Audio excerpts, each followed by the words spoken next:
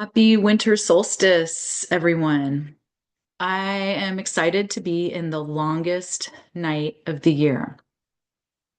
So I wanted to celebrate and look forward to what that means in the future and how to celebrate it now.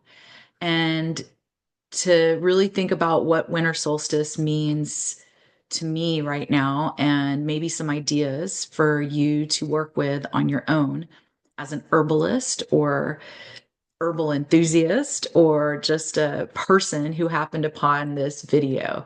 So, winter solstice is embodying the dark and looking towards the light. So, at this point, it's all about letting go. So, today, on this longest night of the year, we want to really focus on what we need to let go of. Do we need to let go of expectations for ourselves? Do we need to let go of other people's influences on us? Is there some sort of thing that you thought you were going to be doing that isn't going to happen now? But also just forgiveness and letting go. Just stop holding yourself to expectations that are not realistic. So, it can mean whatever it needs to mean for you, but that's what I focus on personally on the long night. And I'm going to read a little bit from my book Herbcraft also just to give you ideas. But I also, then tomorrow, which is the new solar year, the day after long night, that's when I look at like, what do I want to manifest? What do I want to bring in? But this long night is all about reflection and reflecting, letting go so that when I'm moving into the light and looking ahead, I am ready to receive. So letting go and being ready to receive. And you can't receive what you need to receive if you haven't let go of what you need to let go of. So here's a little bit from my book. So, solstice always happens around December 19th through the 21st.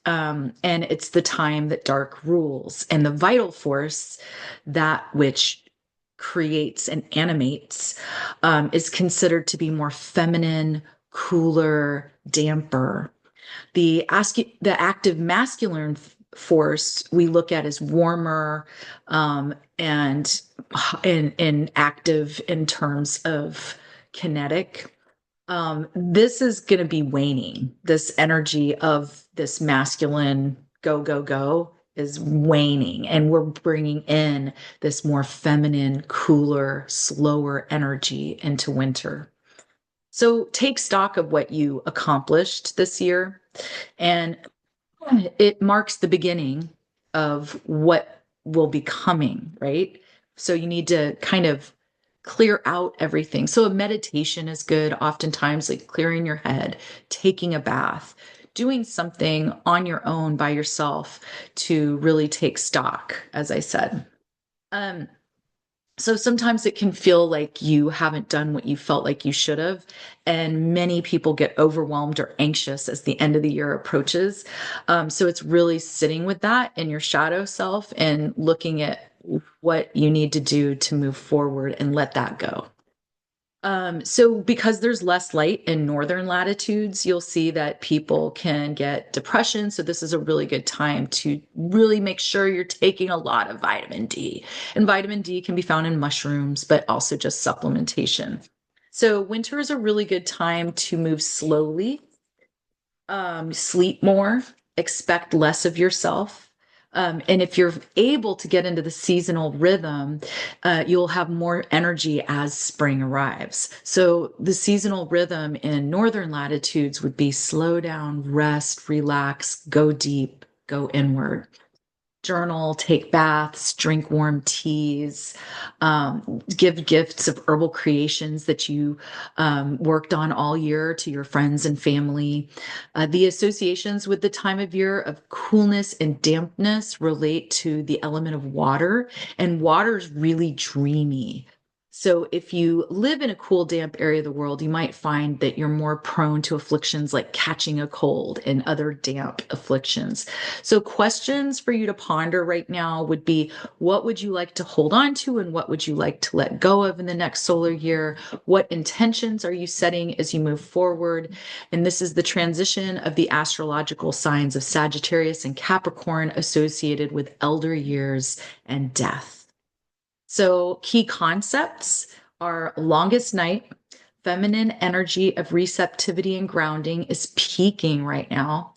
It's a rebirthing time. Cast away last year's energy, bring in a new focus for the new solar year. Rest and sleep, eat warm, spicy foods. Plan out spring gardens and buy or trade seeds. This is a great time to organize a seed swap.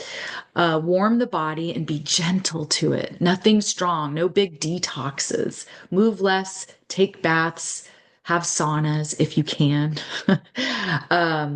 Enjoy, eat the food and use the medicine that you've created all year long in your gardens. Make blends and be creative. Do dream work and embrace your shadows as part of what makes you who you are.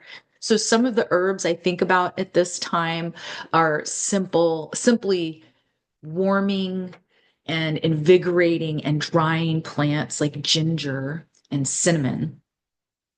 Those are great, simple plants to bring into formulas right now to get you into the season. So one way I get through this is if I get overwhelmed as an herbalist and I know I need something and I'm not sure what I need, I try to go to the simple things that people have done for millennia.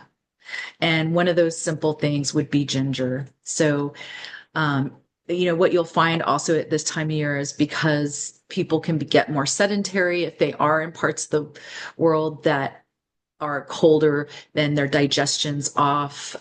They're eating weird foods at family functions they don't usually eat, or they are cold and have damp afflictions like catching a cold, right? So ginger is there for us all the way. So this is a fun winter herb. It's a root. Bringing roots into our lives in the winter keeps us grounded and moving forward, especially when they're warm and spicy like that. So just keep that in mind for the winter time. And I'll be sharing more tips along the way through my Community Herbalist Alliance, or I should say our Community Herbalist Alliance. Hope to see you there or elsewhere. Have a great new solar year.